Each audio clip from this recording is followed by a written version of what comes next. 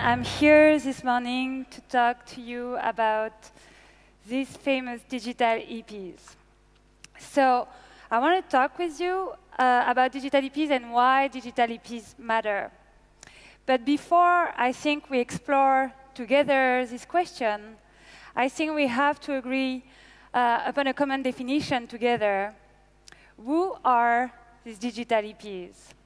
And I feel, for the moment, it's probably a vague and blurry notion, digital Hippies. It's kind of ring a bell, but you are not sure. So no, this talk is not about Steve Jobs. It's about a mindset that is driven by the Generation Y, or maybe I should say the millennials, or the Flux generation, or the me generation. Here, you see many, many different ways to define this generation, because we raise a lot of curiosity. And you are right to be curious about the Generation Y. The Generation Y will represent 75% of the workforce in 2025. And each generation wants new symbols, new people, new names. They want to divorce themselves from their predecessor. So we know this very natural phenomenon. I love to call it creative destruction. As a generation, we always define ourselves against something, against what was there before. But this phenomenon is going very, very fast right now, because we have the digital revolution. And the digital revolution accelerates everything. So I think the digital Hippies matter, not only because they understand the digital revolution, but they are the digital revolution. We are, the Generation Y, the first generation that grew up with the internet at home. So I know we always talk about the device, the crazy number of email or tweet in 1 minute on the internet. But beyond the device, beyond all this crazy number, you have to think about the one using the tools. You have to think about the psychological revolution for us. It's mean that we were the first generation where interconnectedness became a permanent state. I can reach the world all the time. My new life, the life of the Generation Y, is about sharing all the time, and it's about receiving all the time. Information, emotion. There is a whole world I cannot ignore anymore. I cannot ignore Turkey. I cannot ignore Brazil. I cannot ignore what is going on in the world. And it changed everything. It really creates a new kind of engagement for my generation. If you ask to the Generation Y, 84% of them think they have the potential to change the world for the better. 73% of the Generation Y think that access to the internet changes the way they think about the world. And the way they think about the world, the way the change is very, very powerful. I really love this picture. It's a very, very old one. This picture was the first picture shown on TV in 1960. It was the first picture of our planet from space. And I don't know, I was not there in 1960, but now we are pretty used to this kind of image. But you can imagine the feeling, the shock, to see for the first time our planet, this little ball in the middle of the universe. And actually, the astronauts of the first exploration, when they came back from space, they were all experiencing a very, very, very strange effect. So many of the astronauts were talking about this effect that scientifics and doctors came with a name. And they call it the overview effect. So what is the overview effect? It's the effect that many astronauts feel when they look at the planet from space. And they have this feeling that there is no boundaries, there are no countries, there is absolutely no difference. It's just a feeling of oneness, a feeling of a whole one organism connected together, working together, breathing together. And far from any spiritual or religious background, when the astronauts were coming back to our planet, they were obsessed by this idea, by this overview effect. They were obsessed by protecting this whole organism. And I really believe that for my generation, the internet is our overview effect. The internet is really, for me, this vision that I'm part of something bigger than me, that I'm part of a whole one organism working together. And of course, you cannot have empathy for the whole humanity. It's impossible. But at least you can feel that it will never be only about you anymore, and that you are part of something way bigger. And for us, it's really give us a new meaning, a new feeling of belonging. And we feel we are part of something way bigger than us, and we want to contribute. We want to have an impact on it. And this is really a new feeling of raison d'être and purpose for my generation. We will never ignore the world anymore, and we feel we have a social responsibility on that. And I know that many people sometimes think that the Generation Y is very emo, is talking about himself, or we are talking about ourselves all the time. It's about my Facebook status, my blog, what I eat, what I love, what I like. But I think it's a big, big misunderstanding about who we are and about our generation. I think we are exactly about the opposite. We cultivate our individuality to know how we want to impact the community. More I know about myself, more I learn about myself, more I know how I can contribute, more I know how I can participate. So it's funny because 3 years ago, I was in Berlin. I was in an experimentation called Palomar 5. And Palomar 5 was a kind of incubator. It was 7 weeks in Berlin, sponsored by Dutch Telecom. And it was a very, very generation-wide project. It was 30 residents from all over the world. And we were supposed to work on the future of the workplace and work for the digital generation. So we were all living together during 7 weeks. And I was doing an interview with a journalist in Berlin, and he wanted an update about our project and what we were about. And I said to him, you know, many of the projects, many of the residents are really obsessed with the social responsibility and the power and the responsibility that the technology and the digital revolution give us. And I told him so many of the projects are about sustainability, a better world, create a greener world, like having community of interest working together. And he looked at me, he had a little smile, and he said, oh, you're such a digital hippie. And I looked at him a little bit offended and said, no, I'm not. And he said, yes, you are. I mean, you were not at Woodstock, but I was. And everything you are talking about, sustainability, a better world, a feeling of interconnectedness, and wanted to change the world. I hear about that 30 years ago.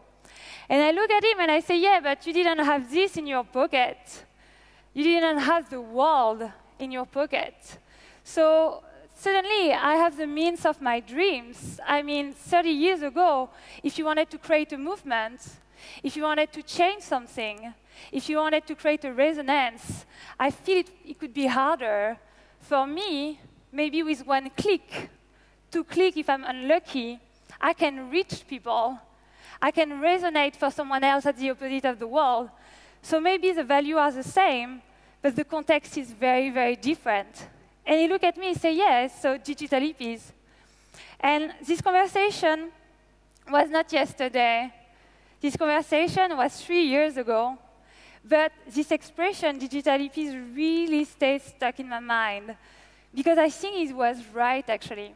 All the value we are talking about since yesterday, authenticity, self-expression, sharing, community, transparency, I think there are no new value, And he's right. Maybe these values are here since a long time, but the context is so different. It's such a powerful context for my generation. And you know, I always believe that a revolution, it's about timing. And we have the perfect timing. We have the context, we have the value, and we have a generation really ready to embrace it. So of course, a revolution always comes with big change. And when I say change, I'm pretty polite. I think many people will say dramatic, chaotic time, or dramatic recession or crisis, because a transition is always a crisis. But I love to say that it's also always an opportunity. The Industrial Revolution has tended to produce everywhere rich urban masses that seem to be increasingly careless of ethical standards, serving Babbitt at the beginning of the previous century. So you already feel the transition. You already feel that the digital revolution is exactly about the opposite. We care. We care so much. We care. We want to know. Authenticity and transparency are a little obsession for us. And we feel that the previous system, the Industrial Revolution, was not at all about that. That's why, actually, we don't trust the leader. Less than 50% trust business leader, and less than 26% trust government leaders. So these numbers are dramatic, a little bit depressing, I will say. But I'm not sure these numbers are very surprising. Because I know everybody is talking about the 2008 recession and the dramatic economic effect, but I will tell you something. I'm born in the 80s, and since I'm born, it's crisis after crisis. So for me, the crisis didn't start in 2008. It's like that since forever, and I think this is really the same for all my generation. So the situation is dramatic, and of course, I guess like me, you know about the rate of the youth unemployment in Europe and all these things. And I think actually this number will not change if we don't change the mindset. We cannot solve our problem with the same thinking we used when we created them. So we will have to change. We will have to embrace the transition. We will have to reinvent ourselves.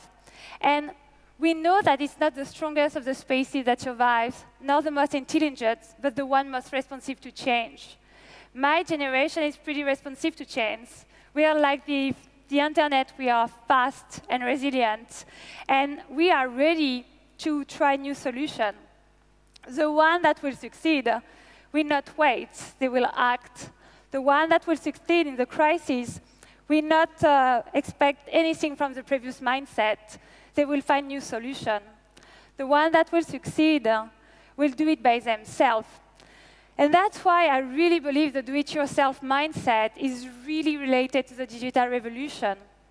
You can define the do-it-yourself culture as modifying or building, creating without the expert. So we do it. We don't even trust the expert. So we start from scratch. We reinvent. I don't know for you, but I could not imagine, I don't know, Wikipedia 10 years ago. I could not even imagine Kickstarter 5 years ago. So it's here, and it's super empowering for my generation, because what you are, who you are as a person, and what you create are totally related to each other. And not only we want to do it ourselves, but we should pick ourselves. And I really love this expression that was used by Seth Godin. Seth Godin is a famous, I would say, writer and thinker. He's doing many things. And he said, you know, in this digital revolution, it's chaotic time. You have a huge, big transition coming. So the old institution, the corporation, the government, everybody is scared. So don't wait. Don't wait to find a job. Create your job. Many jobs that will be the job of the digital revolution will not be the previous one. Find your job. You have a passion, you have a curiosity, go for it. Pick yourself, show up. And actually, I think Axelle Agency was really about that. I mean, it never really worked for me in my previous jobs. I was not sure I could feel the value of the digital revolution. who I was and what I did was never really connected. So I was like, I knew I had curiosity, I had passion, I was truly a believer of the digital revolution. So I was like, let's do it. I will create my job. I will invent it. And I think many, many people that you see since yesterday did exactly the same. They just picked themselves. And I mean, everybody say that we are the generation of permanent intern, but Generation Y may be well on its way to becoming the most entrepreneurial generation in the nation history. So forget about this image of the lost generation and the recession in the tough time for us. We will reinvent it. And if you think of it, the sharing economy, it's exactly about that. It's an entrepreneurial mindset. It's the new value of the internet. It's a do-it-yourself culture. And more than everything, it's about the meaning. It's about creating something that is not about selling, not only about profit. It's about creating meaning. It's about creating or improving the life of your user. It's about the experience. So I really believe that the future and what the digital revolution creates is meaningful business. And that's what the future will be about. And talking about the future, this talk is not called Why Generation Y Matter, because I really believe being meaningful, having a meaning, is not a generational quest. It's, I think it's Mark Twain that say, I saw that on the internet, and when you see a quote on the internet, 50% of the time it's Mark Twain, so let's say it's him. Mark Twain say that there is 2 key days in your life. The one you are born, and the one you understand why. And I think the why, finding your reason, finding why you want to get up in the morning, is absolutely not stopping at 30 years old. It's a human being quest. It's not a generational quest. It's a quest for everybody. It's a quest for any project. Why? What is your meaning? What do you stand for? What do you want to change? What is your raison d'être? So I really believe that you will have to ask yourself this question. J.C. Curling, the new president of Levis, and it's not a small business of digital hippies. It said that everything with a C is changing. Corporation, climate, community, currency. So you understand that corporation, you will have to change. You will have to change, you will have to reinvent yourself. You will have to ask yourself the good question, what is your meaning? And I know that change is really, really painful. Even as a human being, sometimes we hate it. It's ask an effort, it's challenging. But if you hate change, I think you will hate irrelevance even more. And irrelevance is going very, very, very fast today. This is the average lifetime of S&P 500 companies. So if you can see, it was 75 years at the beginning of the previous centuries. Today, it's 15 years. And in 2018, if nothing is done, it will be 5 years. From 75 years to 5 years. So you understand, you have to be fast, you have to be resilient, you have to change. You have to embrace the new value and why you are here. And actually, many entrepreneurs, executives, and investors are realizing that the best performing companies stand for something and contribute to the world, said Daniel Pink in his book, Drive. So this is the question, and that is not a small one. And by meaning, I don't talk about the perks. I don't talk about the ping pong table at the office or a cool desk. This is cool, this is nice. We love them when what we do and who we are not so separated anymore. But this is not the meaning. This is not even the culture of your company. Maybe it could be the future of the workplace. But this is not about your raison d'être. So you will have to ask this question because you are not going to be able to hire talented people unless you are a mission-driven company in the next 5 to 10 years. say Neil Blumenthal, is the founder of a very meaningful business called Warby Parker. So you will have to find your mission, or you will not be able to hire like the one you need. And you need the new one. You need the creative. You need people that embrace the new value, the digital revolution. This is Steve Jobs, and this is Nolan Bushnell, his first employer. And in his book, Finding the New Steve Jobs, Nolan explains something crazy for me, but he explains that nobody, even in 2013, will hire this guy, will get Steve Jobs on board. Why? Because he's an outsider, he's an outlier. It's not easy to put him in a box. But this is the guy you want. This is the guy you want. You want the guy curious, intuitive, breathing, embracing the digital revolution. Get Steve Jobs. Take risk. And you will need the creative one. You will need the one that you cannot put in a box. This is John Maeda. He's the director of the Rhode Island Design School. Joe Gebbia know him very well because he did this school. And John explained that the digital revolution and the age of interconnectedness will change everything we know about leadership. The new leader will be so different because we will forget about what you know about authority. I mean, I can tweet to the President of the United States. I can tweet to him, I can even complain, I can even have a Google Hangout with him. So you realize how our relationship with authority has changed.